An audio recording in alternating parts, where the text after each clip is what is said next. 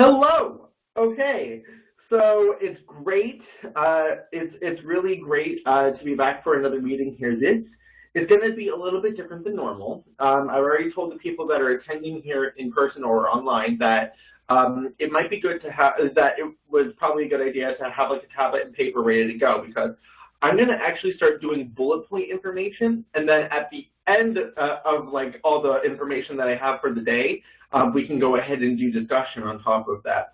Particularly because it is fairly like I basically decided to do Saul, like his reign in one section, then do David's reign, and then do Solomon's reign, and then we'll go from there. So today is Saul, and but of course, we always have the stuff that we need to go over, stuff that like I came across in the past week or anything like that. And one thing that's interesting, when I was talking about Adonai Bezek, I said that it was a different way than saying like Adonai, like talking about my Lord. It actually, yes, it is. And actually, the term for my Lord, like as I'm talking to God, is the odd one. To actually say my Lord, like it would be just like Adonai. It would just be that.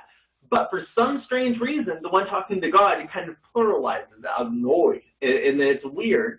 But hey, I thought that was something to bring up. Adonai Bezek actually does mean my Lord is lightning. And yeah, we're going to talk a lot about names today as well. Also, I was listening to the Bible Project podcast, and we were talking about like how the remember like all like the number play and stuff like that. One really cool thing that I didn't know either, but I know by heart the first verse of the Bible. And I'm going to pull up the interlinear real quick because that is super cool stuff. So, the very first verse of the Bible in Hebrew has a really, really cool thing happening in it. So we already talked about a particular word. So, in the beginning, created God. Okay, remember we talked about this word before that doesn't have any meaning whatsoever in English. It just is it's an object marker, saying that the word afterward is definite, such as with the, and that it is the direct object. It doesn't have any it doesn't really have any meaning beyond that. But let's take a look. What is the Hebrew alphabet? Let's take a look at what the first letter of the Hebrew alphabet is. I'm just trying to look for like a general version. Come on, just give me like the image. Oh, there we go. See? That one there? That's the first letter of the Hebrew alphabet. That's the first letter of that word.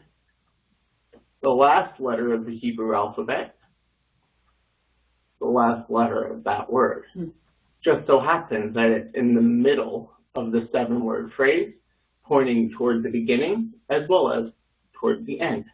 And if you remember, Christ said, I am the Alpha and the Omega, which is also the first and last letters of the Greek alphabet. So I think it's interesting that in the middle of the first verse, you have this thing that is the first and last letter of the Hebrew alphabet. Never knew that before. I knew the verse. I never even was thinking in that direction. Thought that was pretty cool to show. So the other thing, actually I'm going to save this one, I think, for later. But there's a really interesting, we're going to be talking about Goliath today. And there is implication there on what is actually happening in terms of, we were talking before about like the giants and all of that stuff. And it comes back into play later on today. So I'm just going to save that little section I was going to present right now. I'm just going to wait until we talk about Goliath. So, all right. And now we're talking about Samuel. If you remember right, I said that his name is El, is the translation of Shmuel. It can also mean El is like God is his name, as in, remember how like we were talking about the name is another way of referencing God himself. You can also say that his name Samuel means like El is his name, like meaning his like is God, like El is God. So you could say it that way as well. So anyway, Now, does anyone know, just throwing it out there, now I told you about bullet points, but I'm just wondering, do you guys know what Saul means? Chosen. Close, very close, very, very close. Yep, the one who was asked for. Asked for. Yeah, the one who was asked for. To actually inquire is the word sha'ur. But there's actually another word that means to like inquire a divine being, like to ask like through, I don't know, like divination or something like that. That's not the word. It actually just means the one that was requested. And so we're going to talk about that particular facet of things today. So we're going to be covering from chapter 8 to chapter 31, basically Saul's entire reign, and that's what we're going to be looking at today. So there's going to be a lot of interlinear. There's going to be a lot of things we're going to be looking at in the nitty-gritty. So that's why I said have your pen and paper. So, all right, let's go ahead and just start things off. I'm going to go ahead and get 1 Samuel 8, 5 to 7. 8. And then as soon as I get it started, it's going to roll. So, all right, we're ready? If I lose connection, remember this sometimes happens, please tell me immediately. That way I can understand that I'm losing my microphone or something. All right, cool. Here we go. So chapter 8, verse 5. So, so this is the whole section about like Israel requesting a king, and it says, look, you are old. So the people are saying you are old. They're telling Samuel that he is old, and your sons do not walk in your ways. And it just so happens that one of the sons is the name is Joel, and I think it's all right. So it says. So they're saying that you and your sons don't walk in your ways. It just so happens that one of the sons' name is Joel. Anyway, so now make us a king. So this is what they're talking. So they gathered together. So Israel is absolutely declaring us a king. Put a king, set a king to judge us. So instead of having a judge, they actually quite literally are talking about a king. Like all, very much is what it's saying, just as all the nations. And, but Samuel did not like this thing, and how did it seem is in his eyes. In his eyes, it was counted as evil. This is the same verb, if anyone remembers when I talked about Jonah at Bible study, this is the same word. That means like when you see something as good or you see something as evil. And this is what Samuel is saying. In his eyes, what Israel was asking for is considered evil. And so in his eyes, quite literally. And then when they say, give us a king to judge us. So Samuel prayed to Yahweh and said, so then Yahweh responded saying, listen or heed the voice of the people. So, and it's quite literally, that very nicely translated here. Sometimes the interlinear doesn't have a good translation, similar to like displeased. It can mean that, but it literally means thought as evil. So, or appeared as evil. So, all right. So listen to the voice of the people. We're going to be listening to a lot of voices today. So, and in all that they say to you, because they have rejected me, and that I should not reign over them. Remember, when we were talking about, so look at the word for king. There's the word for king. It's melech. And then you have here that I should not reign. It's the, you have the M, the L, and the K there. So it's a very related word. Remember that we were looking before at like how it says in those days Israel had no king. The reason is it goes back to this whole thing that they were rejecting the Lord. And so this is right here in plain sight, that that's what that meant, that in those days Israel had no king. They didn't view Yahweh as their God, and so they rejected him, and he says it quite clearly here. So anyway, so he's talking about like how he brought them out of Egypt, all that stuff. Then, so we'll go ahead and look at verse, I'm just making sure we're good. All right, cool. 17 to 22. We won't look at the interlinear there. He will demand a tenth of your flocks, and you will be his slaves. When that day comes, you will beg for relief from this king you are demanding, but then the Lord will not help you. So it's like almost like as if they're being reinstated within Egypt. But the people refused to listen to Samuel's warning. Even so, we still want a king, they said. We want to be like the nations around us. Our king will judge us and lead us into battle. And the judging here means more like instill justice, which is remember, we were talking about how justice is bringing everything back onto an equal playing field. So Samuel repeated to the Lord what the people had said, and the Lord replied, "Do as they say." Like he actually just said, listen to it. Just do as they say and give them a king. Then Samuel agreed and sent the people home. So we were talking before about like how this is not what God wants. This is obvious. This is something that's often talked about, but it is a very sad moment in Scripture because it's like, fine, I told you that I can serve as your king, but you rejected me. And remember, Moses writes about this and says, when you get a king, that this is what this king should do. And anyway, that's interesting. So chapter 9, verses 1 to 2. Important to mark what's being said here.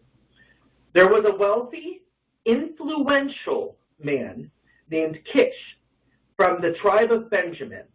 He was the son of Abiel, son of Zeror, son of Bechorath, son of Aphiah, of the tribe of Benjamin. His son Saul was the most handsome man in Israel, head and shoulders taller than anyone else in the land. Now, it's obvious that he's very visually appealing. Pardon me. He looks like what you would think a warrior to be like, and his father is really influential. That's a very important statement because we're going to be noticing later that Saul's going to be, I'm nobody. No one knows who I am. Yeah, no, that's a falsehood because his father was very well known and was very wealthy. He comes from a wealthy line. He has all the qualities of what an earthly king would be desired to have, I guess you could say. So those first two verses are very important. All right, so verse 9, so 9:9. In those days, if people wanted a message from God, they would say, let's go and ask the seer, for prophets used to be called seers. Now, the word in Hebrew actually is derived from the word to see when they're talking about this particular thing. The word for prophet means spokesman. So it's like someone that speaks on behalf of. But it's a very similar idea. The seer concept is that you see things the way that God sees them. And the prophets are more like you speak the words according to how God sees the world. It's a very similar concept. But anyway, so in 17, we're going to look at the interlinear there. So, whew. All right, so 17. It'll be 9:17, sorry. Let's go there. 16 and 17. All right. Okay, so what was I doing there? Okay, cool. So, and when Samuel saw Saul, remember that's the definite direct object thing. So, and when Samuel saw Saul, Yahweh said to him, there he is, the man of whom I spoke. This one shall reign over my people. And this word reign is not the same word reign that God used for himself. This is more like subjugate. This is like shall like have dominion over. It's like it's more of like a slave ruler type of reigning. but like instead of like more like a king type. It can be, but it's definitely quite notably different. It's like to restrain, to retain. It's obviously more like to prevent. It seems like a very like a stranglehold over people. Anyway, I thought that was interesting there. And verse 21. We can go ahead and take a look at that. Verse 21.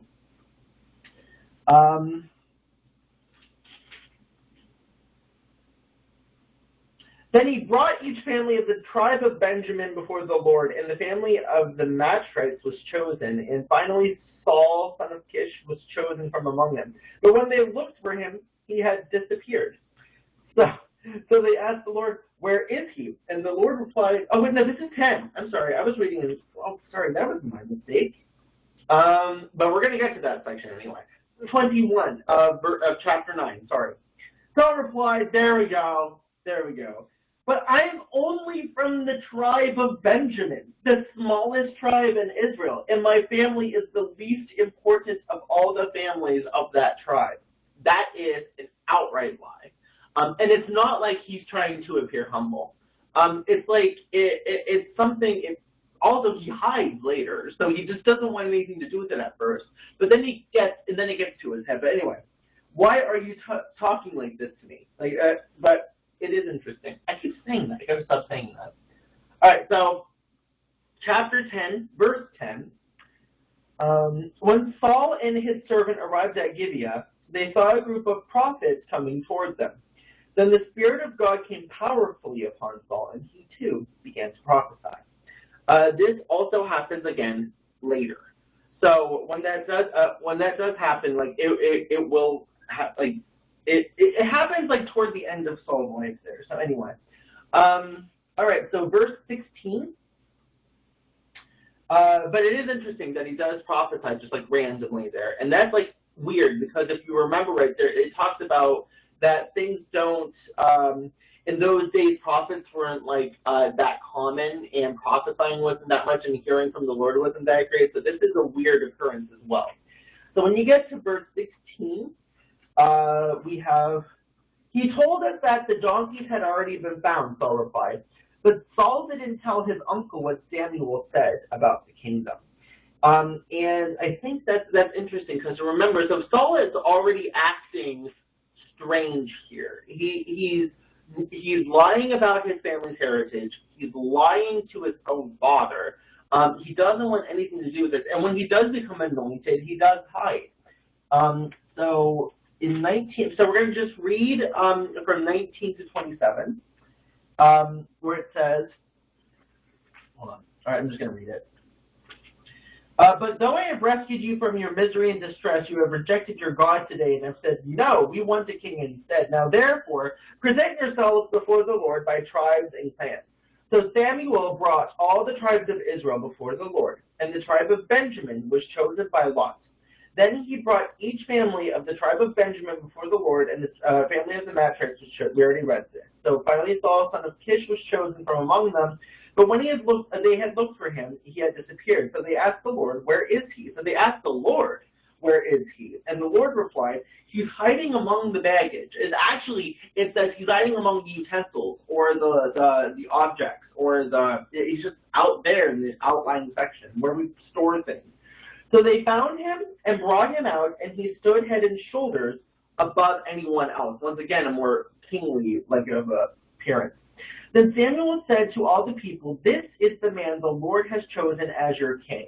No one in all Israel is like him, but yet he's the one that's hiding out in the sidelines there. And all the people shouted, long live the king. Then Samuel told the people what the rights and duties of a king were.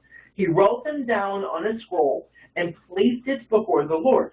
Then Samuel sent the people home again. So this could very well mean that he wrote down the things that he was supposed to write down according to the Torah. So it could mean that, but it's up in the air because it's not quite clear whether or not it's Samuel that wrote it or if it was Saul that wrote it. Anyway, when Saul returned to his home at Gibeah, a group of men whose hearts God had touched went with him. But there were some scoundrels who complained, how can this man save us? and they scorned him and refused to bring him gifts, but Saul ignored them. And then there's like a weird parenthetical statement here talking about like, and you can read it on your own, but it does talk about like how this one king gouged out the eyes of someone, actually of all the men inside of a tribe, and it's interesting there, but it comes into play in the next chapter. So the whole chapter 11 is a very strong story altogether. So like this has to do with like the gouging out of eyes, and then like you have like that whole everyone can read it on their own on this one.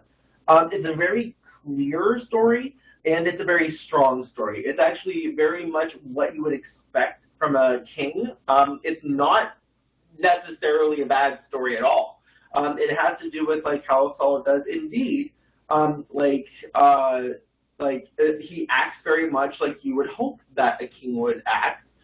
He's merciful as well. Like in verse 13, it says that Saul replied, "No one will be executed today, for today the Lord has rescued Israel." So it's very much like what you would expect in a good kingly type of person.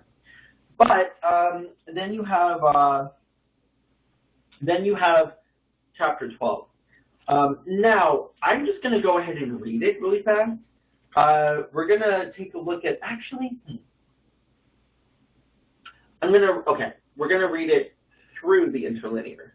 I think it's important because of the vast amount of Eden imagery that takes place. So we're going to go ahead and go to 12. All right. So, and Samuel said to all of Israel, "Indeed, I have listened to your voice." This is one voice, but it's collective. So to your plural voice.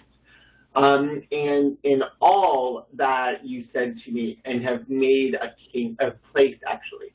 And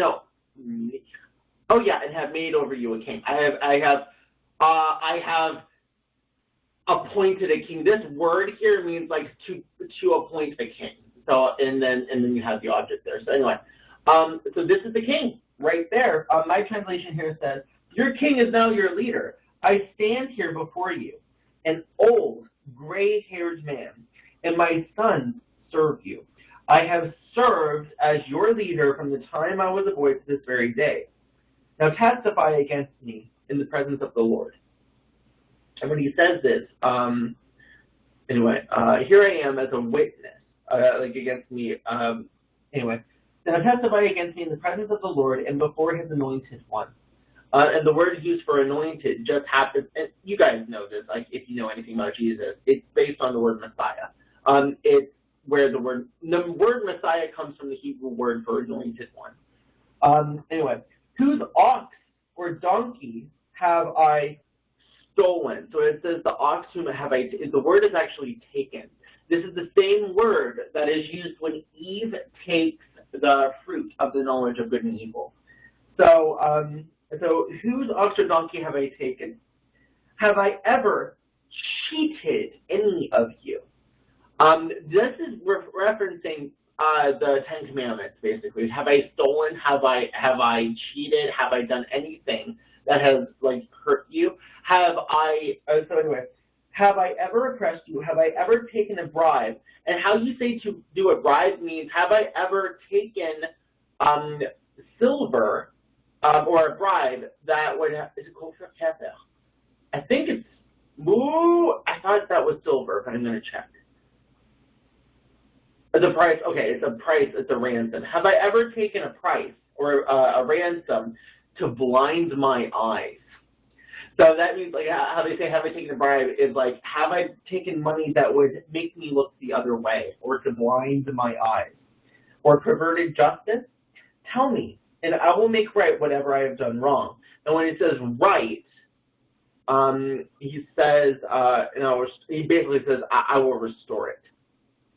No, they replied, you've never cheated or oppressed us, and you've never taken a single bribe. The Lord and his anointed one are my witnesses today, Samuel declared, that my hands are clean. Yes, he is a witness, they replied. And then I will go on here. I will come back to the interlinear in about 6 verses. It was the Lord who appointed Moses and Aaron, Samuel continued. He brought your ancestors out of the land of Egypt. Now stand here quietly before the Lord as I remind you of all the great things the Lord has done for you and your ancestors. When the Israelites were in Egypt and cried out to the Lord, he sent Moses and Aaron to rescue them from Egypt and to bring them into this land, but the people soon forgot about the Lord their God. So he handed them over to Sisera, the commander of Hazor's army, and also to the Philistines and to the king of Moab, who fought against them. Then they cried to the Lord again and confessed, we have sinned by turning away from the Lord and worshiping the images of Baal and Ashereth. But we will worship you, and you alone, if you will rescue us from our enemies. Then the Lord sent Gideon, Jephthah, and Samuel to save you, and you lived in safety. But then you were, and here we go, in verse 12, and when you saw Nahash, okay,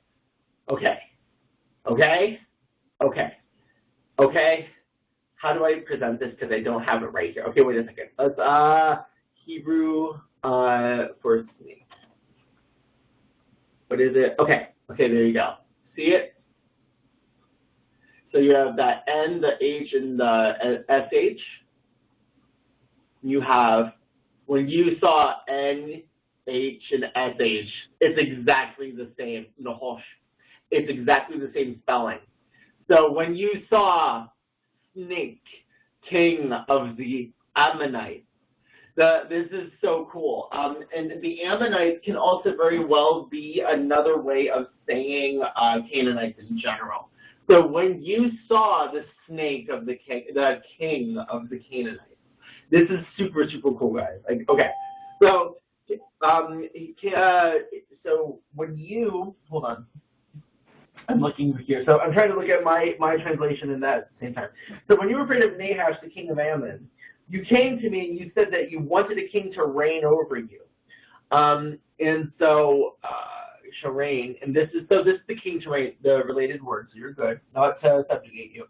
Even though the Lord your God was already your king. Remember, this is like in your face now, directly saying that God was the king, and it wasn't long before they were turning away from their king, and they had no king. Anyway, all right, here's the king you've chosen. You asked for him, and the Lord has granted your request. So, okay, in whom you have desired. So this is the king that you desire. And it's also the word for request. This is the same spelling of the word for Saul. It's S. This is where you get the S from. The L is there, and there's like usually an extra letter in there, but it's very close to the word for Saul, which is like the S for one.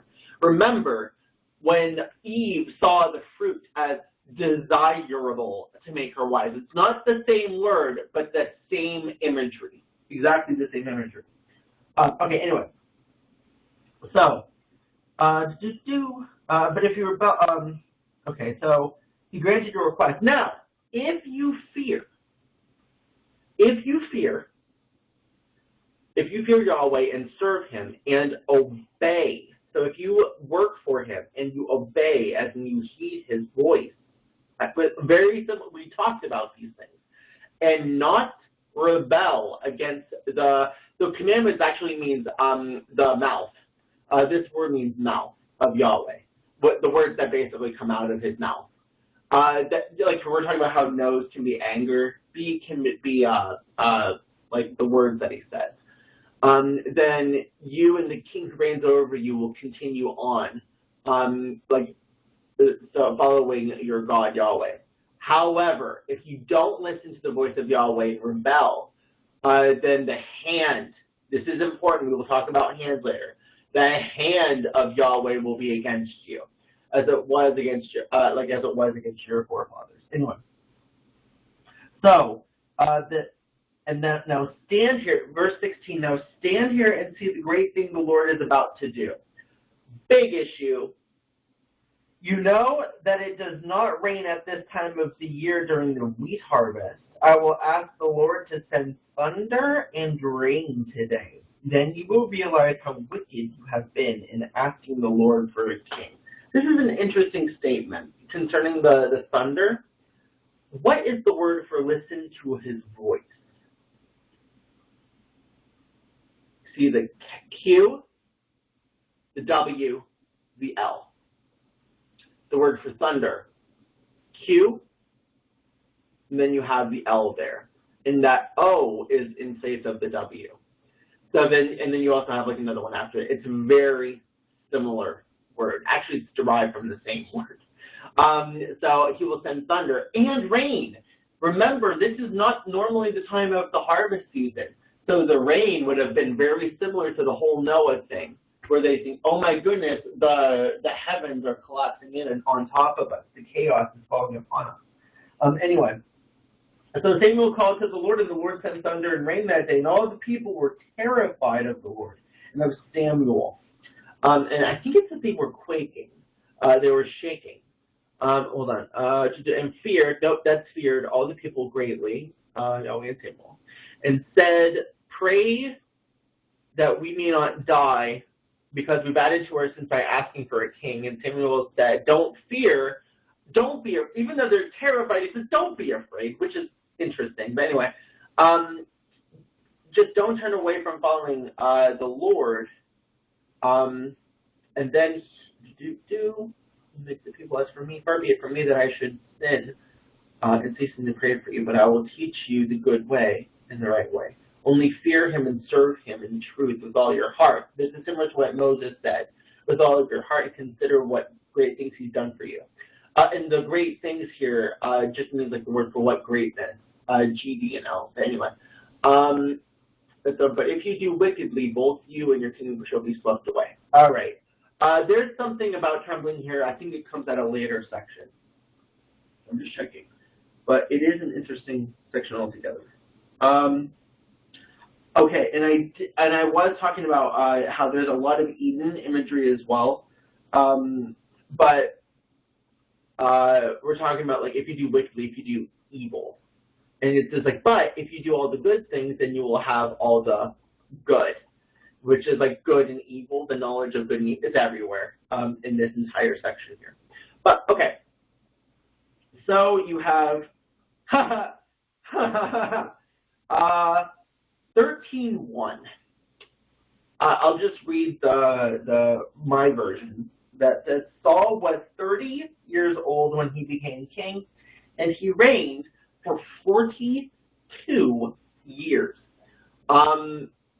So let's talk about numbers for a second. He was 30. That's usually the age when you can become like a high priest, or any sort of priestly role. If you add both of those years together, you have 72. Which is quite clearly like a link to other. 70 and 72 are highly intertwined. If you add the 4 and the 2 of 42, which does happen, remember the word for good adds up. Like with a 6, I think it's like it adds up to 8. I forget exactly what it was, or 6, I forget what, but yeah, you can actually add 4 and 2 from 42, and it's 6. Which is interesting. Why did I mention 6 there? There was something about that. But anyway, and then 42 just happens to be 6 times 7. And then it's just like all these weird things happening here. What was the thing? I thought I actually wrote down a lot more than I did, but there's a lot more here than meets the eye. But there is a lot of number play with 72, and then you have 6 times 7. Then you have, in verse 5, the Philistines mustered a mighty army of 3,000 chariots, 6,000 charioteers, and as many warriors as the grains of sand on the seashore. Well, that is a very interesting statement to make when you have just as many grains of sand on the seashore as your enemies have just as many grains of sand on the seashore in terms of like what they've been, their numbers and their strength. Hold on, I'm turning off my video for a second. There's like a glitch going on. Okay, we're back. So it's interesting that their numbers are as many as the sand on the seashore. it's reminiscent of the holy war that's taken place over the land. And so the Philistines are like the #1 enemy in Canaan. We're not talking Babylon, we're talking about Canaan itself. And they mustered a mighty army of 3,000 chariots, 6,000 charioteers. What's the word here? The Hebrew reads for 30,000, by the way, chariots. 6,000 charioteers. And as many warriors as the grains of sand on the seashore. They camped at Michmash, east of Beth-aven. So it's really interesting that you have like the other gods pitted against, and their portion and their descendants and all of that pitted against Israel and God's portion and and Yahweh's descendants. And it is definitely, it says like they're going head to head in this. Okay, cool. Verse 9. So he demanded, "Bring me the burnt offering and the peace offerings," and Saul sacrificed the burnt offering himself. This is a big deal. Notice Saul himself is not a priest. He is old enough to be, but he's just not a priest. And for him to sacrifice that stuff and to basically say that he had that ability was blasphemous. Like 100%. It's similar to like how when Moses struck the rock and said, "Do we have to do this for you?" So this is a very blasphemous act, and it says so in the text basically. And in verses 12 to 14, it's very clear. So I said, "The Philistines are ready to march against us at Gilgal, and I haven't even asked for the Lord's help. So I felt compelled to offer the burnt offering myself before you came." How foolish, Samuel exclaimed. "You have not kept the command the Lord your God gave you. Had you kept it, the Lord would have established your kingdom over Israel forever. But now your kingdom must end, for the Lord has sought out a man after his own heart. The Lord has already appointed him to be the leader of his people, because you have not kept the Lord's command." Big deal. Anyway, chapter 14, verse 15, and I said interlinear there, so let's go. Chapter 14, verse 15. There. And there was, this is it, the trembling. Okay, cool. So the trembling in the camp. So my version actually says, for 14:15, "Suddenly panic broke out in the Philistine army, both in the camp and in the field, including even the outposts and raiding parties. And just then an earthquake struck and everyone was terrified." Count how many times the same word here, trembling, comes up. So there was trembling in the camp and the field among all the people, the garrison and the raiders. Okay, there it is. It trembled, and they quaked. The earth quaked. But you have it's not the same word, but it's definitely the same shaking material. And then the earth was quaking, and then they quaked even more. The word for terror is based on the same word for trembling. So they're trembling in fear, and then they're in their terror from God. And so there's many times that the word trembling comes up on there. I just thought was interesting. Verses 18 to 19. Then Saul shouted to Ahijah, "Bring the ephod here." So Saul just decides to go ahead and use the ephod for just whatever reason. But anyway, "Bring the ephod here." For at that time, Ahijah was wearing the ephod in front of the Israelites. And, let me turn the page. There we go. But while Saul was talking to the priest, the confusion in the Philistine camp grew louder and louder. So Saul said to the priest, "Never mind, let's get going." So he was about to consult the Lord, and he was about to do the right thing, but then he decided, no, let's just go ahead and do it anyway. And he strong-headed through the whole situation. But anyway, the watchman of Saul, because they looked, and there was nothing with the multitude, and they went here, said, "Go rest in his presence." There was Jonathan and his armor bearer, and said, the ark, something came to pass, talked about something. Yep. Okay, I thought that had something to do with like trembling, but it doesn't. No, I was just checking something right on the spot there, and it doesn't. I thought there might have been something about trembling, but okay. Anyway, in Verse 23, so the Lord saved Israel that day, and the battle continued to rage even beyond Beth-Aven. So, big and interesting section here, because,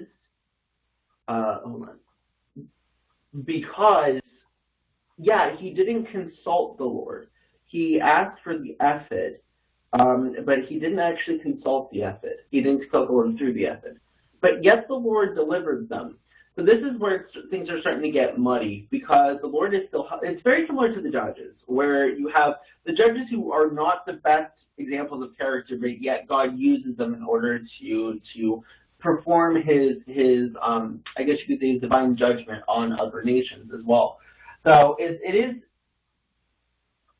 peculiar in this sense, because usually he says, always come to me, always ask me. And that's what happens with David later. He tends to do that in more times than not. So, all right, and then you have verse 32. That evening they rushed for the battle plunder and butchered the sheep, goats, cattle, and calves, but they ate them without draining the blood. And we were talking about the animalistic nature of this. Yeah, this is an animalistic thing. They were so desperate that when they saw it, they were just like animals, and they ate without blood. And even Saul thought that was a bad idea. And he said, no, let's drain the blood first. There's going to be another section here today that we talk about someone acting like an animal, acting like a madman, and it'll be kind of blurring the lines of things. But anyway, same chapter, 36 to 46. And I'm going to say this. It's hard to, from 36 to 46, it is hard to discern what is good. Like, just think about it for a second. Like, is this really a good idea? And it kind of works out, but it's just weird. So 36 to 46. So I'll read it. Then Saul said, let's chase the Philistines all night and plunder them until sunrise. Let's destroy every last one of them. His men replied, we'll do whatever you think is best. But the priest said, let's ask God first. So Saul asked God, should we go after the Philistines? Will you help us defeat them? But God made no reply that day. Then Saul said to the leaders, something's wrong. I want all my army commanders to come here. We must find out what sin was committed today. I vow by the name of the Lord who rescued Israel that the sinner will surely die. Even imagery there. But anyway, even if it's my own son, Jonathan. But no one would tell him what the trouble was. Then Saul said, Jonathan and I will stand over here, and all of you stand over there. And the people responded to Saul, whatever you think is best. Then Saul prayed, O Lord, God of Israel, please show to us who is guilty and who is innocent. Then they cast sacred lots. This is like divination through and through. And Jonathan and Saul were chosen as the guilty ones, and the people were declared innocent. Then Saul said, now cast lots again and choose between me and Jonathan. And Jonathan was shown to be the guilty one. Tell me what you have done, Saul demanded of Jonathan. I tasted a little honey, Jonathan admitted. It was only a little bit on the end of my stick. Does that deserve death? Yes, Jonathan, Saul said. You must die. May God strike me and even kill me if you do not die for this.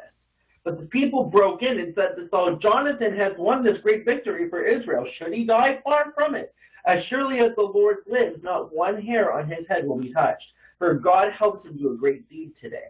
So the people rescued Jonathan, and he was not put to death.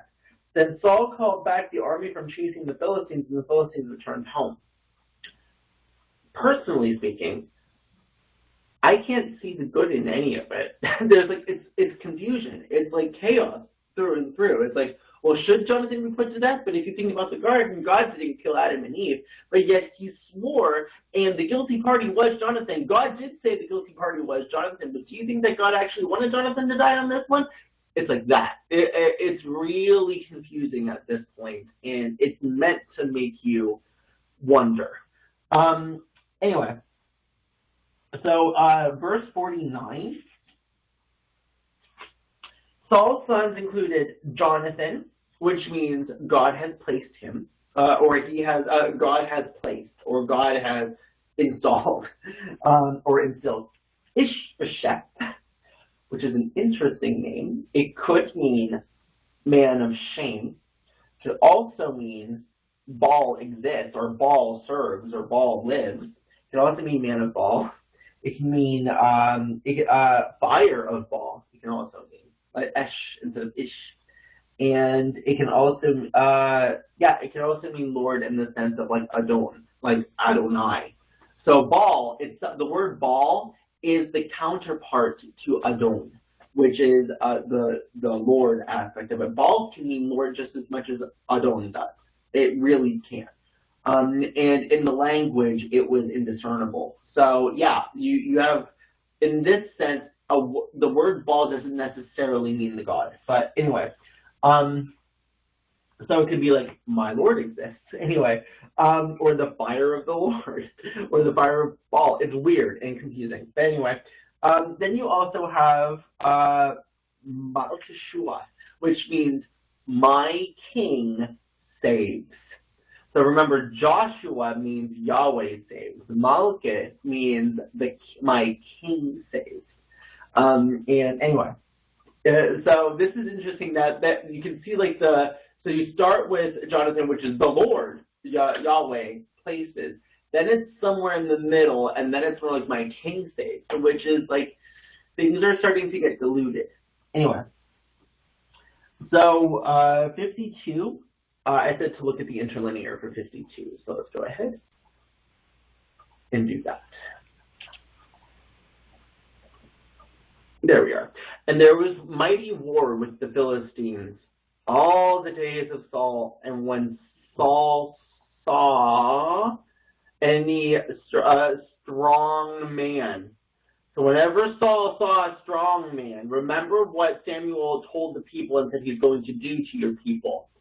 Or any valiant son, he took them for himself. So this is very, very, very much garden, not garden, but like Adam and Eve imagery when they took from the tree of the knowledge of good and evil. Whenever he saw them, he took them for himself, and he put them in his ranks. All right, so let's go. Let's keep it chugging along here. There's quite a bit left. So chapter 15. This is where it's going to start getting a bit more in depth. So chapter 15, verses 8 to 9. So let's go ahead here. All right. So, what did I say? Okay, cool. My version says for 8 and 9, he captured Agag, the Amalekite king, but completely destroyed everyone else. So this is where he actually did not listen to the Lord here. So he took the king alive, but destroyed the people with the edge of the sword, which is an interesting way of saying that he killed people. But Saul and his men spared Agag's life and kept the best of the sheep and the goats. So, and the oxen, the fountains, the lambs, and all that was good. And were not willing to utterly destroy them. But everything that was despised and worthless, they utterly destroyed. Interesting way of saying that. But, okay. So this is them deciding what's good and bad, what was good to do, as well as what was good to keep. And, okay, so verse 11. This is reminiscent of earlier sections of Scripture. I am sorry that I ever made Saul king, for he has not been loyal to me and has refused to obey my command. Samuel was so deeply moved when he heard this that he cried out to the Lord all night. I mean, just think of it like when it goes back to Babel, and he was so sorry. Oh no, not just Babel. It was right before Noah in the flood. He was so sorry that he ever created humankind. But in verse 17, and Samuel told him, although you may think little of yourself. Let me ask, if you go to, where was that? Oh yeah, sorry. Let's look at 12 first. So remember, he said he was, Lord, I'm sorry I ever made Saul. Next verse 12. Early the next morning, Samuel went to find Saul.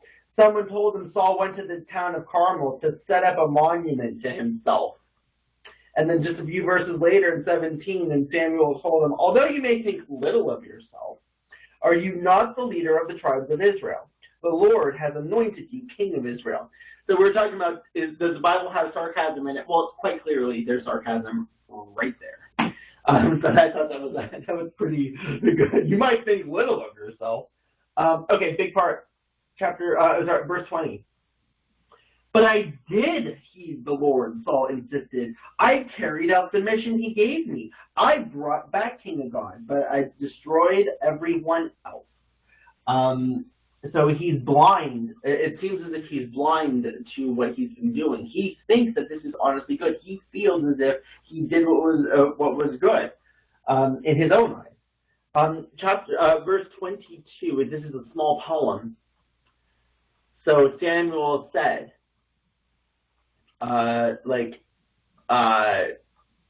so what does, this is him making a comparison, like does he delight more in burnt offerings and sacrifices or in listening to his voice? And then it does the opposite contrast there. So to obey, obeying then sacrificing is better, and then listening is better than the fact. So this word here literally means to heed, okay? This one is like to incline your ear. So we were talking about the poetry, how it's like an amplification. So here it's like to heed and obey. This one is to incline your ear, is better than the fat of rams. And 23 would be, so rebellion is on the same playing field as witchcraft, and stubbornness is on the same playing field as idolatry. Why? Rebellion with witchcraft was seen as a rebellious way of serving, turning away from God and using your own ability to call to other spiritual forces. That's like a rebellious nature. And idolatry, when you look at stubbornness, it's like the whole cultures around them, all they would do was look at idols and worship idols and believe that the spirit of God inhabited these idols. And they were so stubborn as to turn away from that. So stubbornness is just like idolatry. That's what he's equating it on the same playing field. So since you rejected his word, then Yahweh has rejected you as king. And then Saul tries his best to get things back into actually, let's look at 24. And Saul said to Samuel, I have sinned, I have transgressed the commandments of Yahweh. Notice commandment is the mouth of Yahweh and your words. So mouth and words are very much in unison here. Similar to how listening and inclining the ear can be. Because I feared who? The people. And I listened or obeyed their voice. So, and it's funny, he's putting the blame on the people, but the way he says it is very poetic. It's like, I didn't fear and listen to Yahweh. I feared and obeyed the people. In the voice of the people. This is so cool to me, the interplay of poetry here, or poetic versing. Then you have verses 27 to 29. Okay, big thing here. So when Samuel turned around, Saul seized the edge of his robe. And this word here actually does mean robe, but there is another word, which is adera, or adera, that means glory, which has the same, it means like a cape or a robe that you put over your shoulders, but the word actually means someone's glory, because usually people with robes like that have some sort of kingly glory. This word, just like inclining the ear, isn't exactly the word, the word I'm talking about is adera, and you can see there's nothing similar there, but the imagery is the same. And Saul tears the robe of Samuel. So there's the inference there is he's tearing Samuel's glory. This does come into play in just a few verses, so bear with me. So, in verse 28, Samuel said to him, "The Lord has torn the kingdom of Israel from you today and has given it to someone else, one who is better than you." And what in the next verse it says, "The glory of Israel will not." So in you, he who is the glory of Israel will not lie, nor will he change his mind. For he is not human that he should change his mind.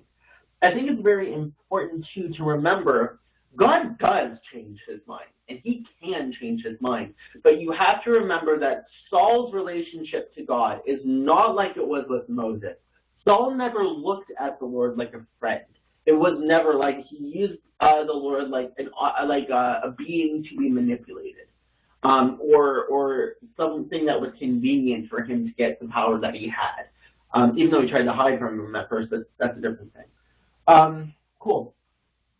So in verse 33, but notice it says the glory of the Lord, he who is the glory of the Lord, will not lie, nor will he change it. So he said basically, you tore my glory, and now the one who is glory is tearing yours apart. You will not have glory.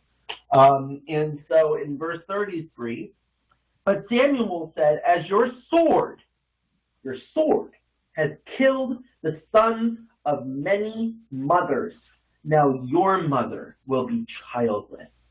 And so this is talking to Agag, right? Because Samuel spared Agag, and oh my goodness, it's such an interesting situation. So Samuel actually Saul spared Agag, and 1 second.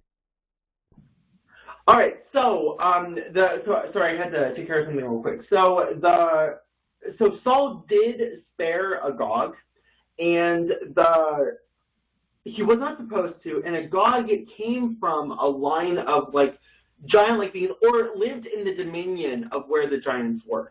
And if you notice what Samuel is saying here, he says, "As your sword has killed the sons of many mothers." Do you remember the song of the sword that Lamech proclaimed? And note, it has killed the sons of many mothers. It's talking the whole daughters of men, sons of, the imagery is very interesting here. Now your mother will be childless, and this is interesting, and it's really making a reference to the holy war that's taking place within the whole. It's really cool.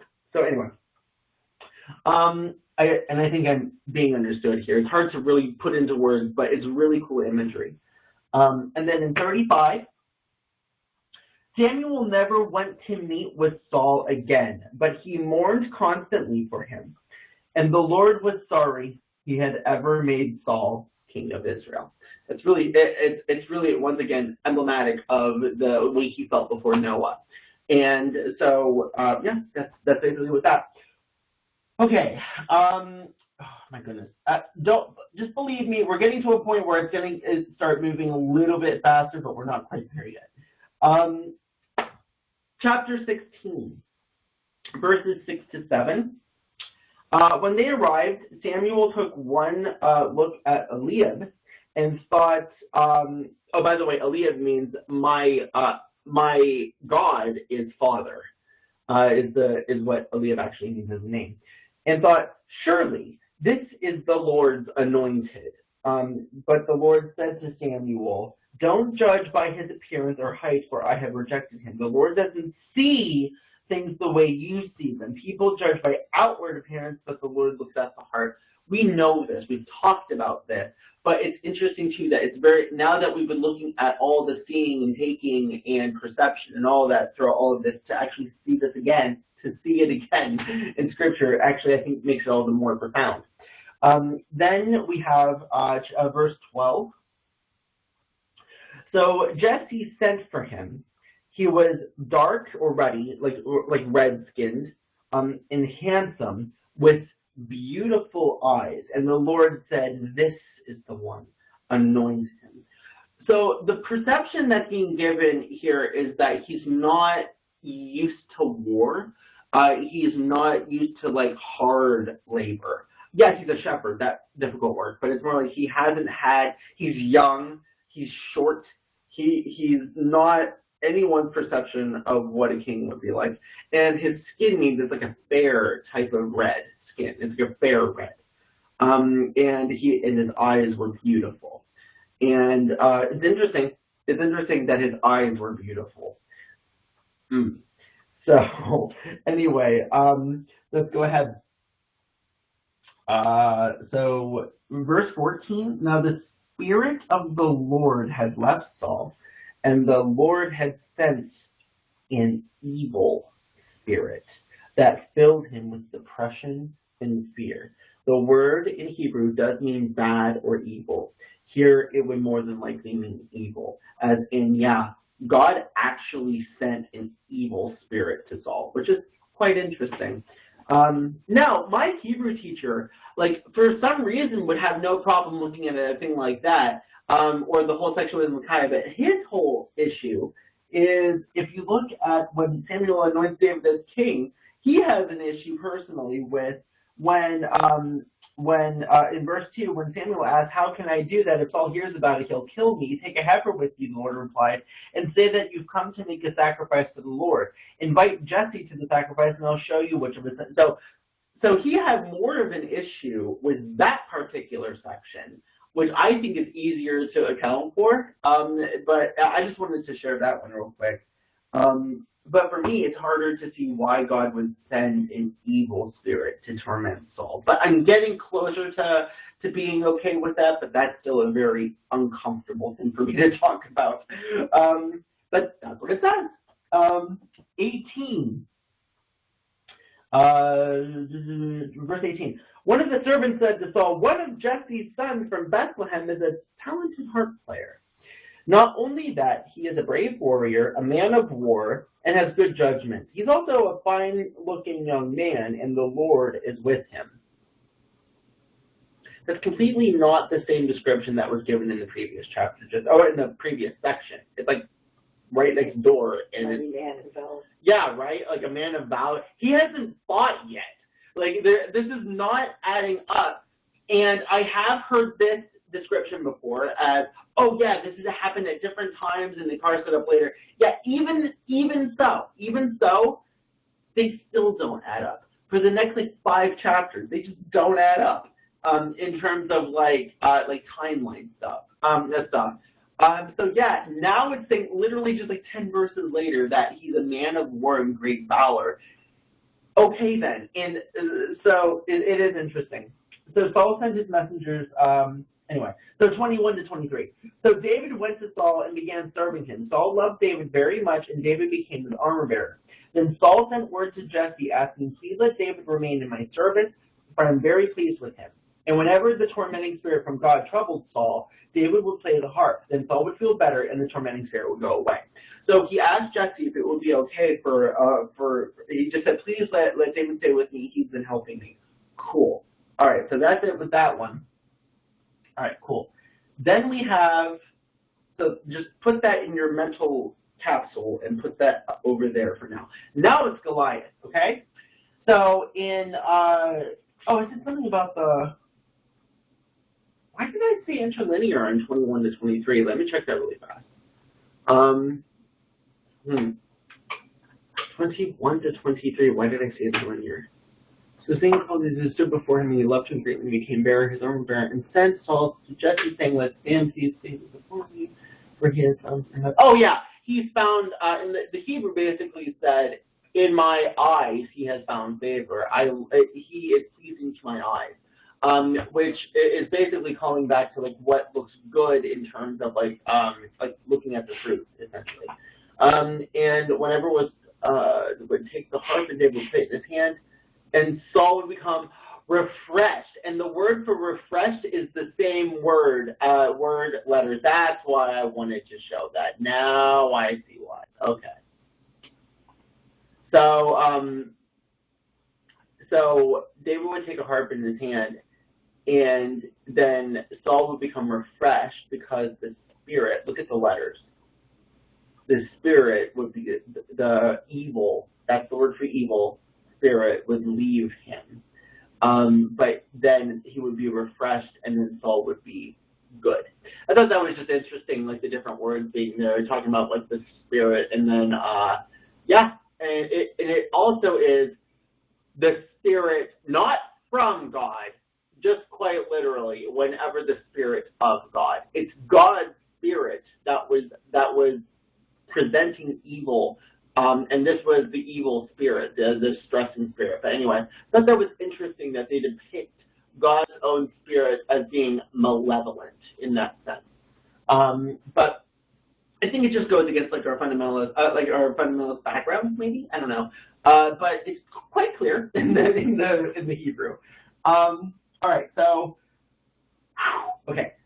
17. I hope to. I don't know. Let's see how far we can get here before the break. Chapter 17, verse 4. Then Goliath, the Philistine champion from Gath, came out of the Philistine ranks to face the forces of Israel. Now, the NLT says he was over 9 feet tall. That was a later scribal addition. In the Dead Sea Scrolls, he was like 6.5, maybe 6 feet 9 inches tall. And the Dead Sea Scrolls are like the oldest manuscripts we currently have. And yes, in later manuscripts, that has increased by quite a long amount. So it was clear that there were exaggerations being made at later dates. So it's interesting. He was so what the Dead Sea Scrolls said is something like 6'9". He was 6'9", which to like people who were typically between 5 feet and 5 feet 5 inches, that's gigantic. But it is interesting that it kind of like popped up like 3 feet now in the span of a few hundred years. And so remember Goliath. Now we're talking about with Joshua before. Now.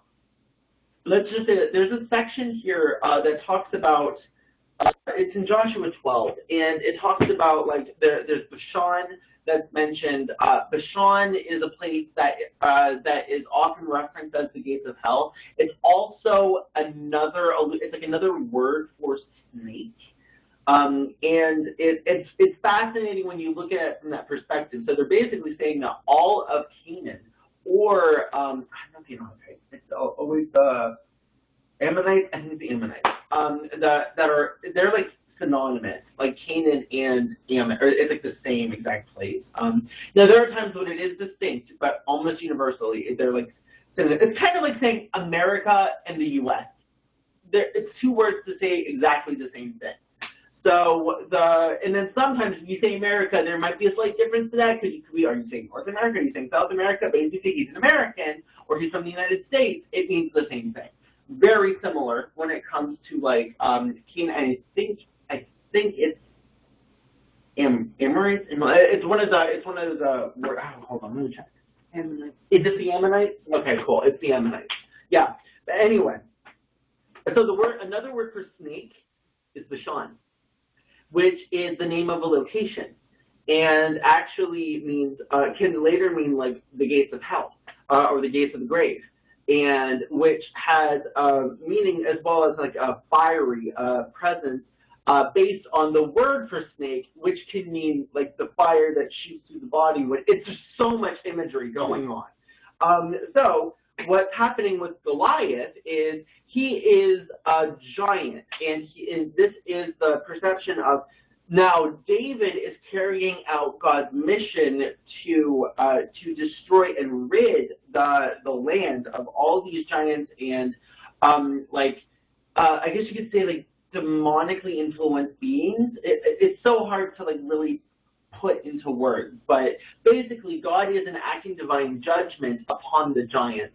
And like Goliath is one of the last ones left, not the last one, but one of the last ones left. And it's an interesting story, and there's a lot that goes into it. Way too much information to present here, but yeah, David is being presented as the one who is one of the. He basically does a lot to wipe them out. Anyway, so. Verses 5 and 6 are very poetic in the interlinear. 16, am I on? No, I'm 17. So verses 5 and 6 are very poetic. So, bronze. Remember that remember the wordplay that we're talking about, like with the word snake and fire and all this stuff. Well, how do you make bronze? You make bronze through fire. What's another word for snake? Is rosh, which is an N, an H, and an SH sound. But it's also the word for bronze, but you have the bronze snake. And then you have, so you see what I'm saying is that there's a lot of imagery play here. And so Goliath had a bronze helmet. And he had 5,000 shekels was how much bronze was on there, and he had bronze armor and a bronze javelin, and so he's basically saying he's a very snake-like creature. And remember, Agag himself, or no, it wasn't Agag. There was another place that was equated to. He was from Nahash, which means snake. So all of these places have like snake-like imagery coming from them. It's really cool. And the word for bronze itself is indicative of the word for snake. So it's really cool. And you have like all these kingdoms that think they're so great because of the bronze they have. It's really fascinating. All right, anyway, in verse 10, Goliath says, I defy your God, essentially. It's like, I defy Israel.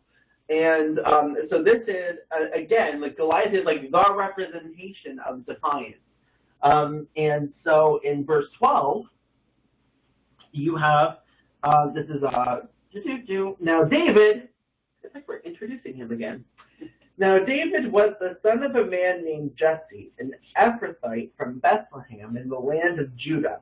Jesse was an old man at the time, and he had 8 sons. So it's like we haven't even met him yet. It's like we don't even know about who he is, right? And it's like, just like in Genesis, we have like 2 accounts of like the same story happening. It happened with Noah, it happened with Genesis 1 and 2, it's like really interesting how that works. Verse 16. Okay, sorry, there was a whole section again with the whole like audio that's been happening for the past several weeks now. So it's interesting. I keep saying that. So, okay, anyway, we were talking about, so in verse 24, it's very clear that the Israelites are fearful of the gods of other nations and not their own God. Goliath was, in a sense, a representative of the gods of other nations, similar to like a Moses figure. And so in verse 25, have you seen the giant? He comes out each day to defy Israel. The king has offered a huge reward to anyone who kills him. He will give that man one of his daughters for a wife, and the man's entire family will be exempted from paying taxes. Remember that promise, okay? He will do this. And so he goes around and he asks, like, is this truly what's going to happen? And everyone's like, yeah, like this is the deal. This is what the king says. Now in verse 33, it also you have this whole entire section as well. Hold on. In verse 33, you have this whole section. Don't be ridiculous, Saul replied. There is no way that you can fight this Philistine and possibly win. You're only a boy, and he's been a man of war since his youth. So when Saul actually got him to play the harp for him, he was told that this person is a man of war. But yet when he's talking about Goliath here, he seems to not even know him. And there's just weird things happening. Now, of course, it could have been that but it gets more convoluted. But it could have been that he was selected and anointed, and then the whole Goliath thing happened. But then, if the whole Goliath thing happened, Saul would have known who David was. So when people would say, "Oh, we know someone who can play the harp," notice that it's not meshing at all. So it's definitely very confusing and convoluted and contradictory, very contradictory. Anyway. So the all right, so 37. The Lord who rescued me from the claws of the lion and the bear will rescue me from this Philistine. Saul finally consented, all right, go ahead, and may the Lord be with you. So I thought that was interesting that Saul himself said, may he always be with you. It's almost like, may the Lord be with you, or something like that. Like, here we go. Let's go for it. Let's go. Like you said, lots of luck. Yeah, lots of luck, buddy. And I wrote down in my notes, and also with you. So, from 45 to 47, it's quite clear that this is indicative of a holy war. So in verse 45, David replied to the Philistine, you've come to me with sword, spear, and javelin, but I come to you in the name of the Lord of heaven's armies, the God of the armies of Israel, whom you have defied. Today the Lord will conquer you, and I will kill you and cut off your head. And then I will give the dead bodies of your men to the birds and wild animals. And the whole world will know that there is a God in Israel. And everyone assembled here will know that the Lord rescues his people, but not with sword and spear. Like all the stuff we've talked about before is really coming into play here. This is the Lord's battle, and he will give you to us. This is quite bold of David to say, and it's interesting because David seems to kind of waver in his boldness, but here he's not wavering whatsoever. And so he has no sword at first, right? But then he uses Goliath's own sword to cut off his head. And it is interesting that he uses a single stone from a sling. There's a poem later that talks about they will fall down like stones thrown from slings. And it's really cool stuff. Anyway, so from 50 to 51, that's pretty self-explanatory. Yeah, he had no sword. He's not like Lamech. And then 55, and he uses Goliath's own sword to kill him. So he uses his own tactics. But it's very, we were just looking at the word bronze and all the implications of those words, right? So don't tell me there isn't implications of the words happening here. But anyway, so verse 58, tell me about your father, young man, Saul said. And David replied, his name is Jesse, and we live in Bethlehem. It's not meshing. Like, the stories are just not meshing here.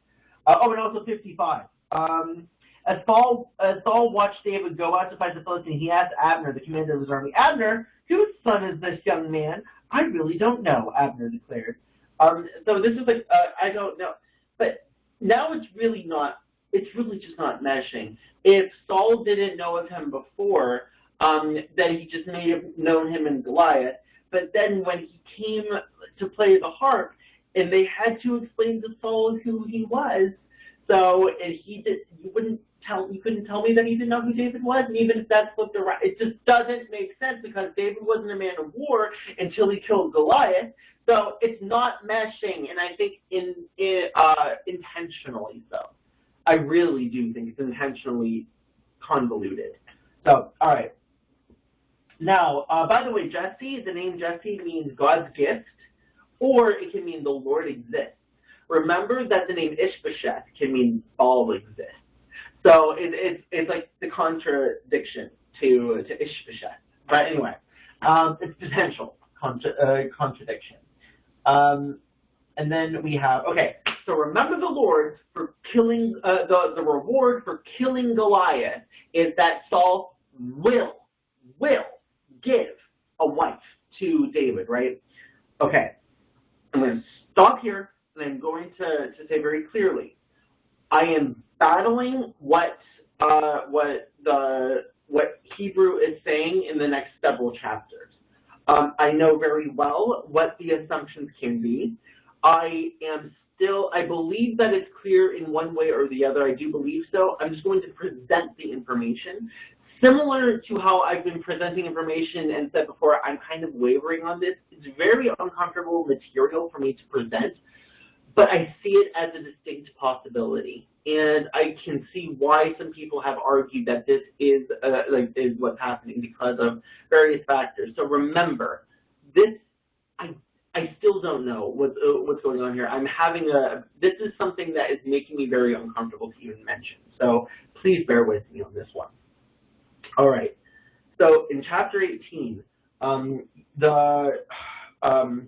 you have 18 verse 1. After David had finished talking with Saul, he met Jonathan, the king's son. I'm going to show the interlinear the whole time. So he met Jonathan. And when he had finished speaking to Saul, the soul of Jonathan was knit to the soul of David. The word for soul, remember, means your physical being. And it means that everything, remember we said, love the Lord your God with all your soul, with all your heart, and with all your strength. And soul means everything that you physically are. Now, it can mean it was just like, it can absolutely mean brotherly love. But this is very strong language to say that someone's nature was knit and wound up in and intertwined with the physical nature of another. This is a very powerful statement. You don't really find this elsewhere. And it's a unique story, the story between Jonathan and David. No matter what it is, even if it is not homoerotic or anything like that, like what I'm just saying is you have to understand the Bible's way of describing David and Jonathan's relationship is unique. There is really nothing else like it in the rest of Hebrew Scripture. And it's very, very, it makes me heavily uncomfortable to talk about this stuff. But this is what the Hebrew is saying here, that the physical nature of one was knit to the physical nature of another. And then you have in, so anyway, Jonathan loved him with his own soul, with his own physical, like his own essence, everything about him. And then Saul took him that day, and he wouldn't let him go home to the house of his father. And the implication here is that he has left his father's house to live as a son of Saul within his house, and this is before he has given one of his daughters to him as a wife. And remember, that was his promise that he would do so, okay? So this is a very interesting situation. I said interesting again. And so then Jonathan made a covenant. This word comes up in several instances. Usually it's about God establishing a covenant with his people. This is the word for covenant, okay? It is not common so made a covenant with Abram, saying to your descendants. There is covenants between people, such as people who could be enemies with each other. Similar idea, but usually this word it's almost universally. It's almost universally having to do with a covenant between God and his people. But anyway, and so he loved David as if he loved his own self. And Jonathan took off. Now, just think of it imagery-wise. What is the image being portrayed here? He took off his robe, he took off his armor, and he took off his sword and his bow and his belt. And this basically means he disrobed in front of him. He might have had undergarments. It doesn't really matter. But what it does say is that he gave everything to David. He basically put himself below David in authority. And now remember, this whole situation about how Saul has been told that he has fallen out of favor of the Lord. Remember, this whole thing about David getting anointed was still kept a secret. And then with all the convolution of wait a second, what event happened first with Goliath and then him playing the harp and all this stuff? There's a lot of convolution here. So basically, it is saying that Jonathan had put himself at a position below David in his own eyes here. Anyway, so it keeps going. Wherever Saul sent him, he was very wise. And in the eyes of all the people, in the eyes of the servants, the servants of Saul, he was seen as good. Now, then Saul got angry about the song that was being sung But in verse, I'm just going to go down here just to make sure I'm not missing anything. So yeah, then he had a jealous eye on David. His eyes, and this just means that there's slight variations of the word used, but you can see it's almost exactly the same word, and it has to do with eyes. And then, so from that day forward, he would just eye him differently. And then the next day, the evil spirit from God, or the evil spirit of God, descended upon Saul. And so even though David was playing music, this is getting very convoluted in terms of timeline. He threw a spear and tried to kill him. And he said, I will pin David to the wall. And big important word here, he escaped twice. This literally means at 2 paces, or 2 times, or at 2 turns. Very important that you can see several verses before that. You can actually the chapter before, but there is a Hebrew way of saying twice. Okay. Now there is so. Oh yeah, verse 17. Okay, what? Tormenting spirit. He did that. He was afraid of David. He succeeded in everything he did. Okay. Now verse 17. Saul said to David, "Here is my older daughter, Merab.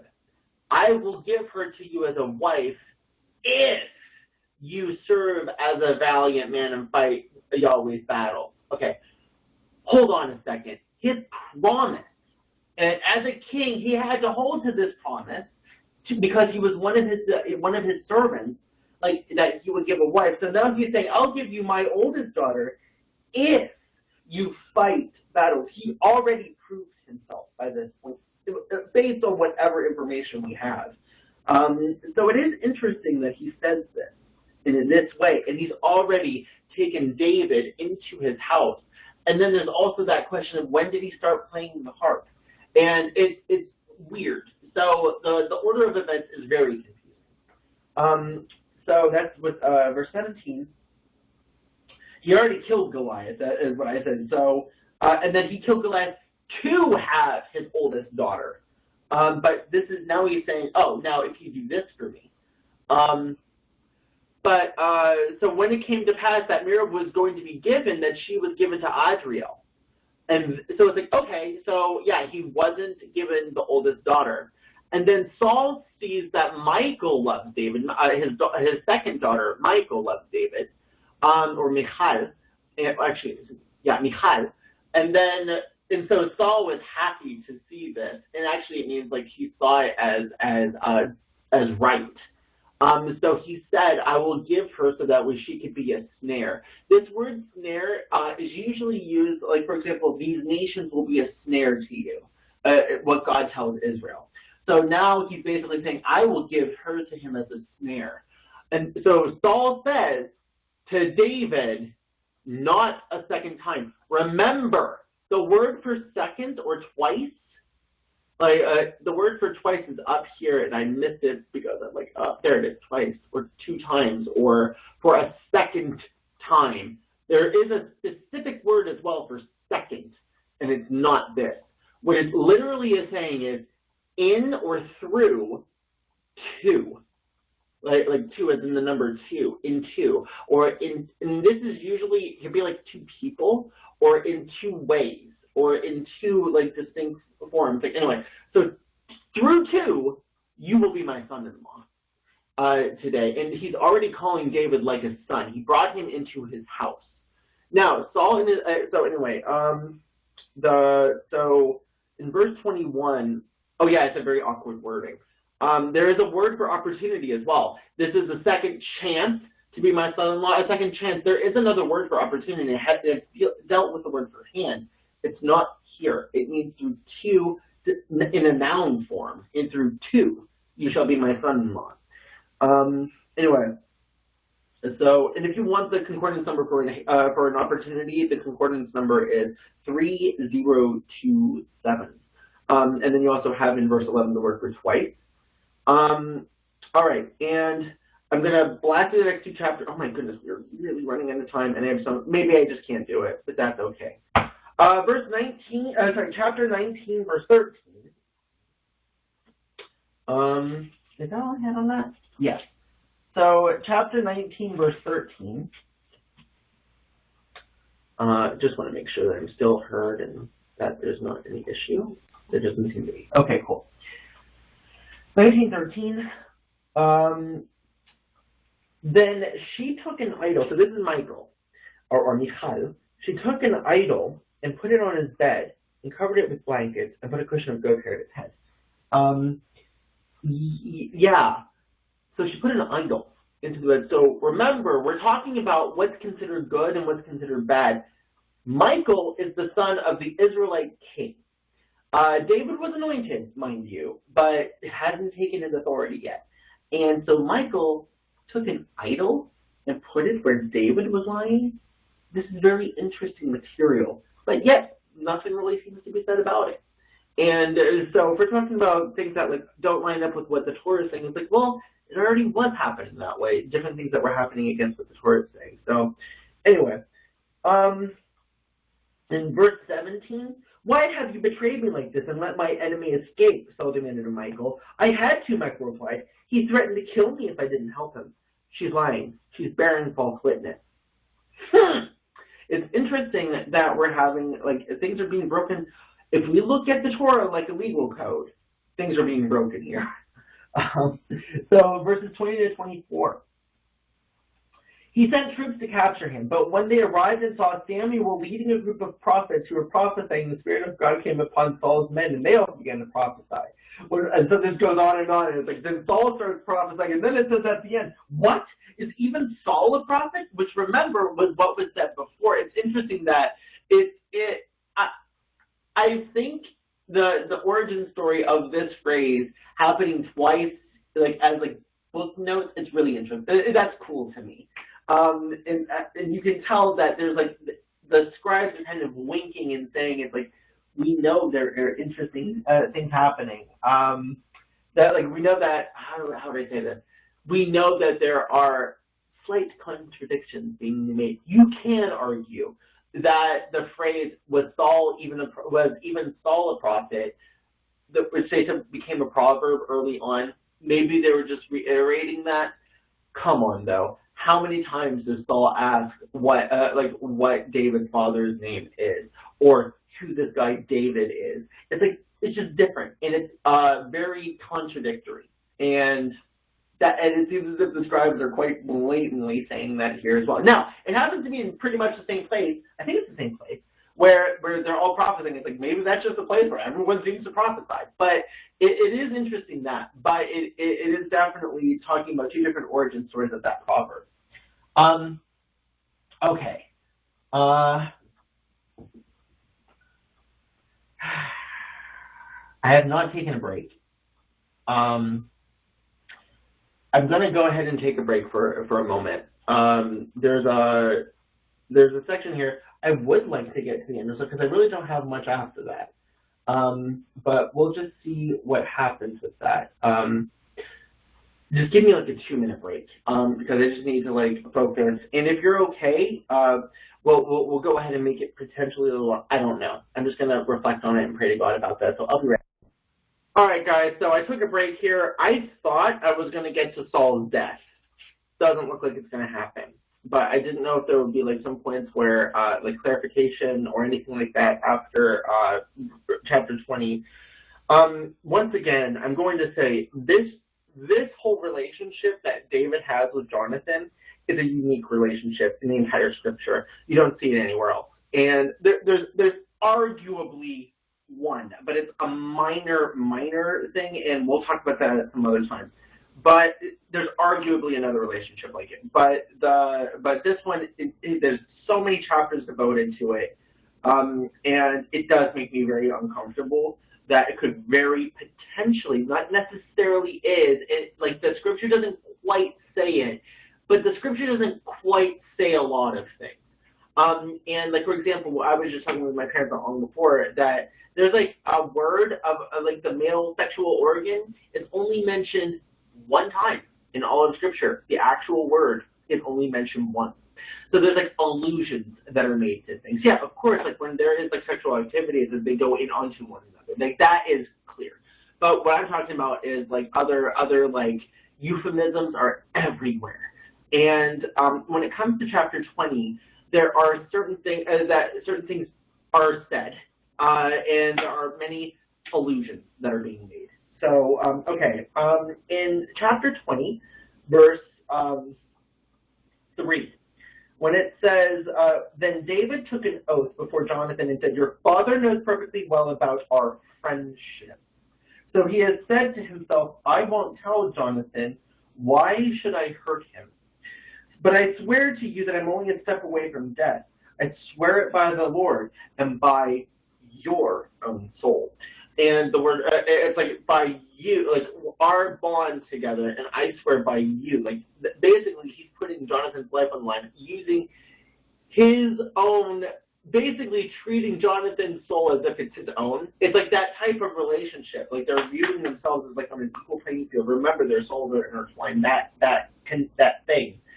Anyway, in verses 8 to 9. Oh, did I say interlinear there? Well, like, what did I say interlinear on that one? Sometimes I put interlinear, and I don't know if I should really put it interlinear. So let's take a look here, and then so I'll put it on there. Is the recording on? Yes, it is on. Yeah. So it took a note again, David, and said, so your father knows. I have found favor in your eyes. Oh, it just means I found favor in your eyes. And then he has said, don't let Jonathan know because he'll be grieved. But I am a step between me and death. And then, okay, I'll do it for, okay, cool. No, that was verse 4 then. Yeah, okay, cool. Yeah, kind of, sort of, there's just a few words there that are interesting, like how, like, I found favor in your eyes. I hit the wrong button there. Sorry. Anyway, but it's back. The recording is back. But anyway, okay, cool. So so verses 8 to 9. Show me this loyalty as my sworn friend, for we made a solemn pact. It actually means covenant, and it's very similar to the concept of a very strong interpersonal vow. I'll say that before the Lord. Or kill me yourself if I have sinned against your father. But please don't betray me to him. Never, Jonathan exclaimed. You know that if I had the slightest notion my father was planning to kill you, I would tell you at once. So this is here. It shows his loyalty is not to his father, but to David. So that honoring father and mother type of thing, it gets convoluted because, in a sense, he has left his father and put himself at a position below another. It's very interesting stuff. And I am saying interesting here. There's nothing else I can say. Also, verse 11. Come out to the field with me, Jonathan replied, and they went out there together. The field is the same word that Cain and Abel took. But there's other sections like where they go out. There's other stories of the field. But the first thing I thought of, and I checked it in the Hebrew, yeah, it's the same field that Cain and Abel go out to. So I was like, oh no, but no, of course. Anyway, and that was a little bit of lightheartedness there. Verses 16 to 17. So Jonathan made a solemn pact with David. They already did. They already made a covenant. It's just like with the Lord and Abraham. It's like covenant after covenant after covenant after covenant. It's like they keep making the same covenant. It's a big deal.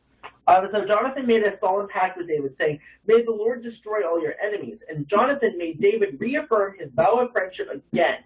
For Jonathan loved David as he loved himself. So it's like he's reaffirming this covenant again. He's reaffirming the covenant.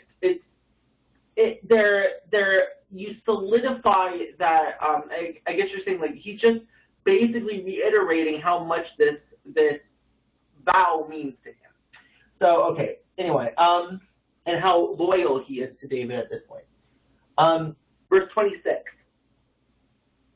So Saul didn't say anything about it that day, for he said to himself, something must have made David ceremonially unclean. I wrote, So cleanliness is still an issue. So ritual purification is still an issue, but yet Michal putting idols inside of David's bed was totally fine. And then Michal lying to her father was totally fine.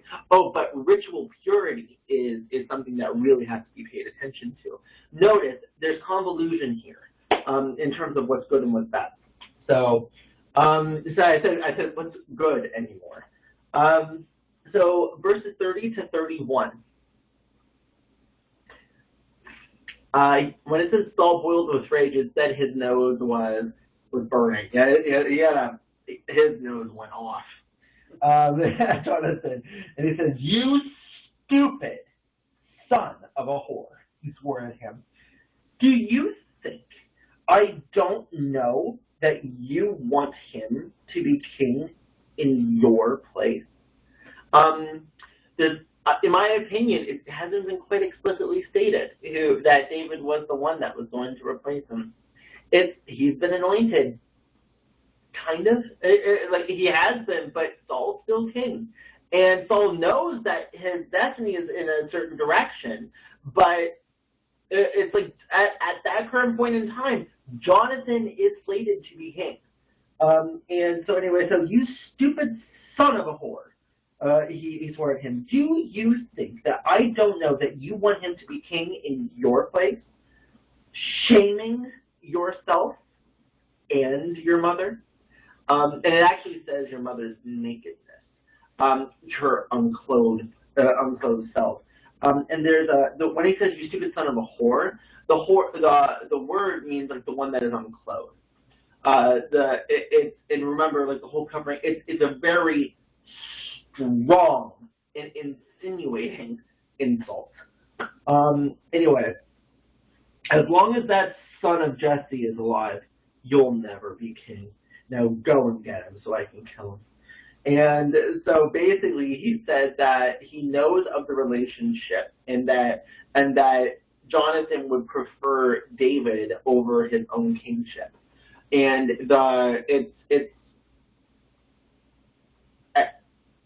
I'll just leave it. So anyway, okay, so that's, okay, 34, I said 34 and learning why. Why did I say interlinear on 34? I just want to see why. Oh yeah, he had a very burning nose. Jonathan had a burning nose too. For he was great for David because he had treated him shamefully, his father. Oh no, I'm not gonna put that on. There was nothing really to put on there. 41.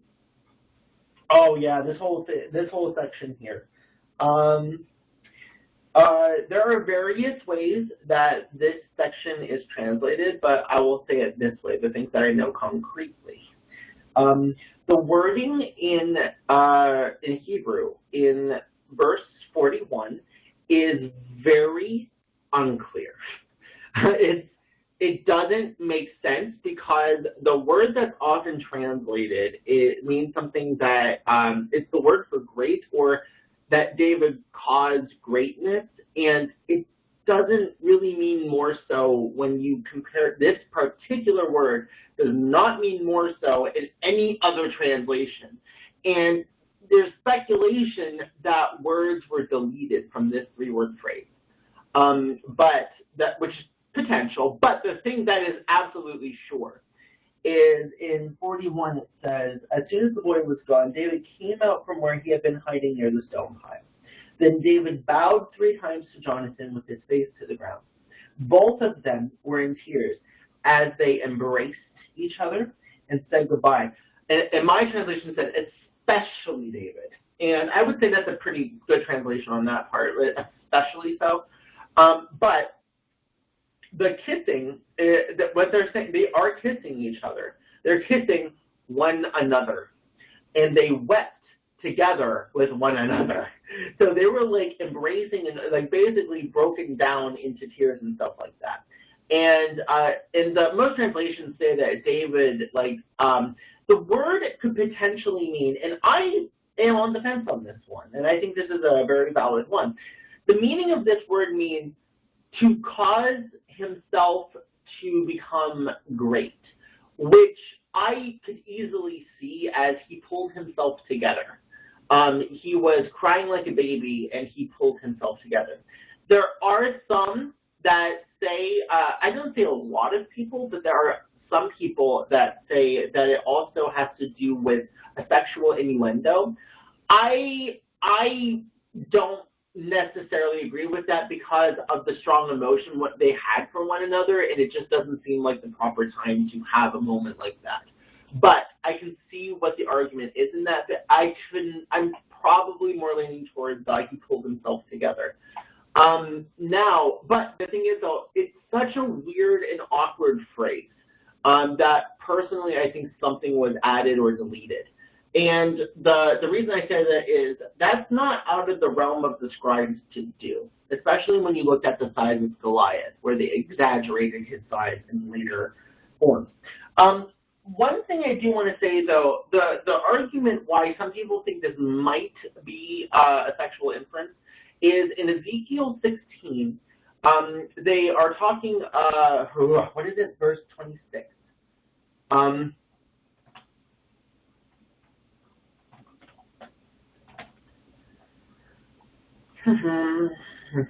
Okay, so the harlotry with Egypt, because of the G, D, and L there, and then you have the G, D, and L. And look how close they are in the concordance. 1432 versus 1431, and then you have the G, D, and L, and the G, D, and L there, and it means like very or greatly fleshy. But that's definitely an innuendo. But I go back and forth because the instances of this are not as common as you would see in other instances of other things. However, I will say this: if you look at the Iliad book, so I would say 1880 to 82. So in verse 80 of the 18th book of the Iliad, you have the story of Achilles and Patroclus. And it says, these prayers verily hath the Olympian brought to pass for me, but what pleasure have I therein, seeing my dear comrade is dead, even Patroclus, whom I honored above all my comrades, and I just lost it. Above all my comrades, even as mine own self. Him have I lost, and his armor Hector that slew him hath stripped from him, that fair armor, huge of size, a wonder to behold, that the gods gave as a glorious gift of Helios. Anyway, so what I'm saying is this particular story does not explicitly state anything either, but it is understood among like people who study Greek creation stories and Greek, I would just say mythology, that yeah, they had a very strong relationship. And that this is very similar wording that you see in Achilles and Patroclus when it comes to David and Jonathan. It doesn't seem to say anything necessarily wrong about that. However, the classical view of this, if you look at Achilles and Patroclus, hold on, Achilles and Patroclus. So Achilles and Patroclus are understood to be in such a relationship. But it says classical views in antiquity, the relationship was portrayed as this in the work of these things. But then you have like post-classical, average of relationships in the lens of their own culture as a rule. The post-classical tradition shows this as heterosexual and having exemplary. So you could see that it's like, oh, you can't possibly have that now. And that has come in the post-classical and modern interpretations of this particular Greek story. So what I'm saying is I think there's room to see things like this. I think there is definitely, I don't know where I personally lie. I think the Hebrew is definitely inclining that way. But that's just, but there, I could see arguments on both sides. I personally am going toward one direction. It's not saying that it's good. Because if you notice, Michael put an idol in the bed. That's not something you should even have in the first place. Or lying, that type of thing. Later on, you're going to see stories of David even like fearing other people, and then he acts like a madman, but instead of like trusting in the Lord. That's something we'll cover next week.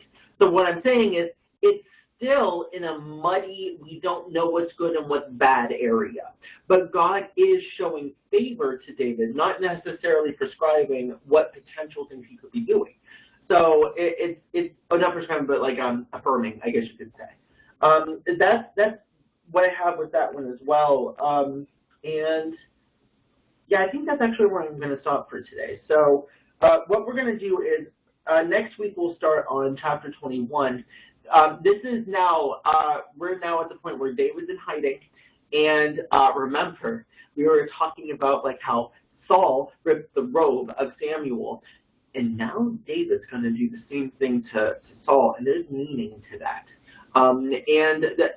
Like basically talking about ripping the glory, and that he has the opportunity. It's so interesting stuff. So the scandalous material is done and over with. So hopefully we don't have to touch up on that one much next week. I was very uncomfortable presenting that information, but I mean, here I'm still alive. So there we go. All right, so before we close out, I'll open up the floor for anything that we talked about tonight. I know it was a ton. I was surprised at how much I talked tonight, honestly. I thought it was going to be done a lot quicker. So does anyone have anything they wanted to cover, questions, or even argument against what I presented? I'm okay with that. I understand how controversial some of that material is. So, like, please, anything like that.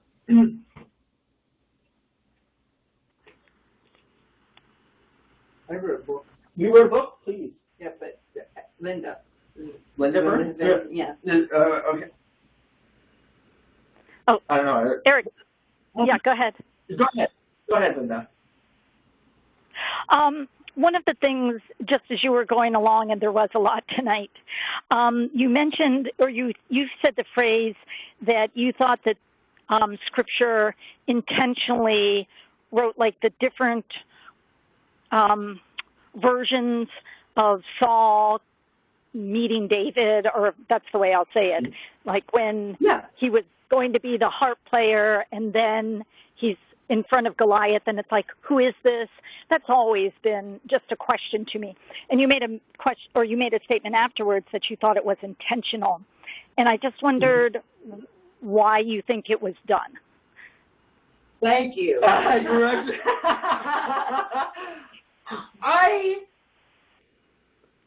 wonder this. Now, this is me as a okay. Everything I presented is what I believe the Bible's saying. Okay, so that's one thing. Okay, now we're entering the realm of speculation. Just as for anyone watching or paying attention, we're a bit beyond the realm of what the Bible's actually saying. We're entering speculation. Careful. I'm trying to be. I personally think it's because there were many legends of David at the time. And that it was more like a compilation of all the different legends that you had about. David was a great king. And I believe that by the time that the exile, and they were consolidating everything during and post-exile, that there were so many legends that they just put them all together under one umbrella, very similarly to in Genesis, when they were smacking the other religions in the faith with like a different story every chapter. But it was like their own way of doing that. And I think it was more like a compilation of all the various, I guess you could say, differences of the legends that were in place at the time. But that's my own personal opinion. Did you guys have anything else that you might like to add into that? That's what I personally think. What that subject? I was kind of what I was kind of thinking while we were going through this again, that it might have been kind of what you were saying there. Maybe there were multiple stories by multiple people, and they just kind of stuck them side by side or chapter by chapter. And therefore, it wasn't like a storyline, a chronological thing, but it was multiple stories. Yeah, I'm pretty much in alignment with that. Yep. That's the only way I can make sense of it. Yeah, it's a big one. Yeah, that seems logical. Oh, sorry, what, Linda? Oh, I said that seems logical. I just never, and maybe we talked about some of it before, but yeah, it just, I had no idea. So you've given a reasonable explanation. I think it goes back to the whole we're afraid to think that way. Just like I'm afraid to have presented some of the material tonight. Like some of this was very uncomfortable for me. But the thing is that when you look at it more from that perspective, it's like, oh, that does make sense, and you don't have to really search for the answer as much when it comes to that. It's just like, just roll with it, type of a thing. Just roll with it. So what do you think? What you said yesterday? Yeah, I'm just wondering in the whole chapter 20. Definitely, they had a strong relationship, and the scribes obviously, meant it to sound very, very, very strong. But I'm wondering, if it were homoerotic, why in verse 34? Because of the culture of the time. Of course, some of it may have been intertwined with the surrounding cultures that didn't think there was anything wrong with that kind of a relationship. Mm-hmm. But in 34, it says, Jonathan was grieved for David because his father had treated him shamefully. Why would Saul's treatment of David be shameful if their relationship was countercultural? Yeah, that's a good question.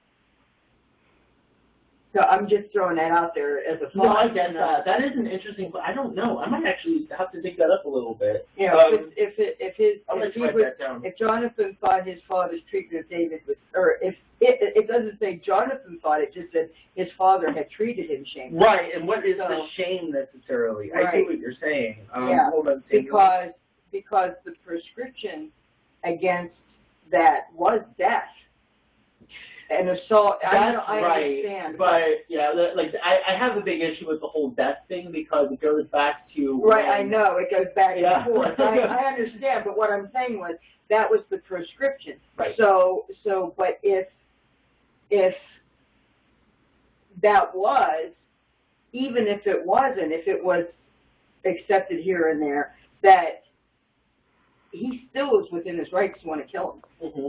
That's true. So I'm wondering if this is speculation again. I'm wondering if the shame has to do with he shamed his own son by speaking to him in that way.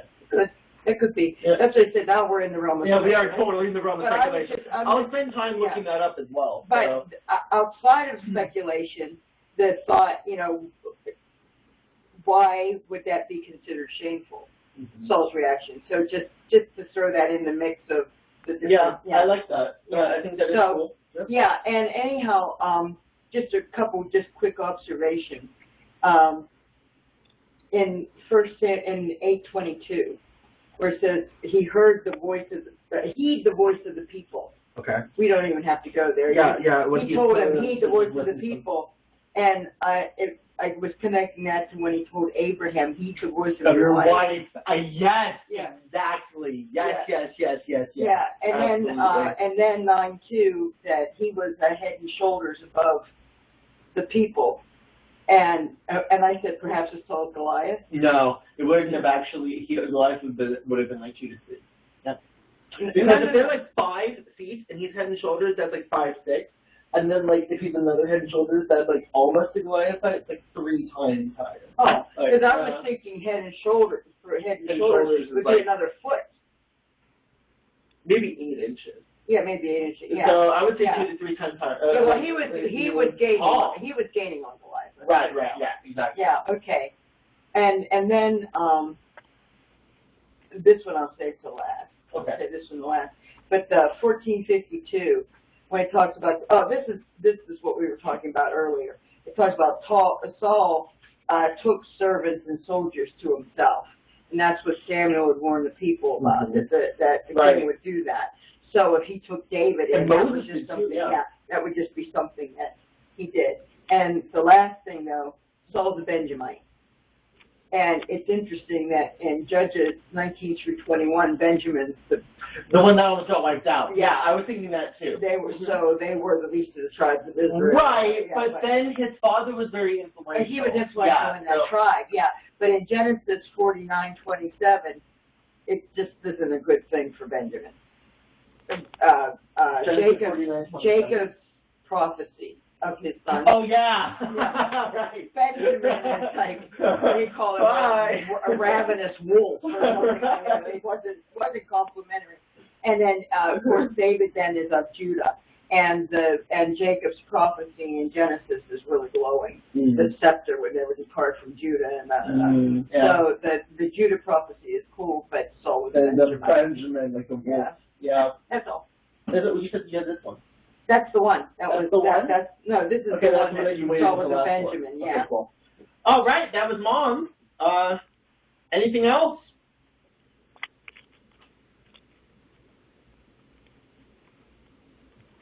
Yes?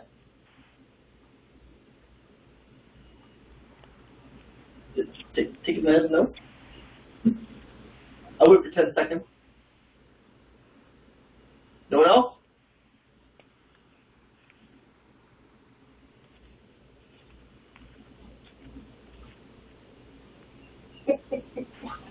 Okay. Okay.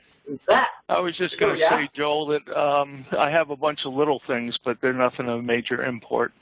Things like your translation versus mine, and it didn't have some of the stuff you had in it and stuff like that, but nothing major. Okay. But it is, I think, I'm just grateful that we got done with chapter 20. I'm actually very grateful that that's behind us. Honestly, the one thing I'm just going through all my notes here. One of the things where it talks about the idol in the bed that Michael put in David's bed. I'm wondering if that was a statue or something, or an image, or a same word that could be used that way. I looked. It's not the same word for image that God uses as in we will be we will make them in our image, but it is one of the temple idol images. It is definitely used in temple idol worship. And I wasn't sure. I was just thinking that. I was just thinking it might be a synonym, basically. Yeah. I think, it's a synonym. There are like 3 different words. There's like pestle. There's like and there's like this one. We're off. Yeah. So like it's these 3 words that, and there's like more, I think, that can mean anything like that. So and I am grateful that 20's behind us. And it survived. I did survive. You know, it was funny because I was actually texting before going, I don't know if I can do this because I was, but then I was like thinking, it's like, I gotta get beyond like what humans are going to think, or else I will be afraid of, just like we're looking at today, I'll be afraid of humans and not be listening to the voice of God in certain issues. It's like, what is God saying? Am I going to be like some of these translations that gloss over things or say things just a little bit different? Like even my translation, even though when it said like about David exceedingly so, it didn't say that they were crying and kissing all over each other. They just basically said they embraced and wept. So what I'm saying is, like, some of the very strong imagery is glossed over in certain sections, and it's like, am I going to be just like one of these translations and not mention it at all, or am I just going to submit and talk about like what I personally think the Bible is saying, or what I personally see the Hebrew as actually saying? And then it's just, anyway, very uncomfortable stuff for me. Very uncomfortable stuff for me. So anyway, that's all I got. And all right, guys, let's just give it to God in this one. Heavenly Father, this is something I'm extremely grateful that we got through this in one piece over. It's something that I think I don't even know. I just open my hands to you and just thank you for the opportunity to be able to speak this way.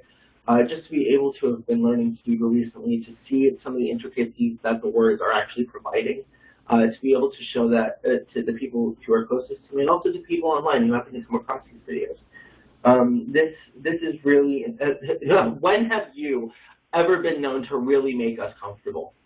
So I think here we are, and I myself had been, like, now I'm much better, but I have been in that very uncomfortable spot. Regardless of where I lie in terms of personal issues or anything like that, it was important for me to be able to present what I saw being poured out of your scripture and your word. Father, I just thank you for having given me the strength and courage to do so. But I also ask your hand of grace and understanding upon us all. If I'm wrong in any of this, I'm also open to, and I'm asking you that I listen to whatever contradictions that I might hear in this regard, and if they are valid. And Father, we just ask your hand of grace and peace upon all who have attended tonight, all who sometimes watch online, all people with whom we deal with. And Father, we just thank you for the opportunity for us to come together and really, really be willing to tear down these barriers that have plagued Christianity for so long. So Father, we come to you with open arms, and we kiss you with that holy kiss. And we embrace you and cling to you, for you are our King. We need no one else. So we thank you for this, and in the name of Jesus Christ, the one who died for us, you who came down in human form to die for us and to bring us into your heavenly kingdom, we humbly pray. Amen. All right, let's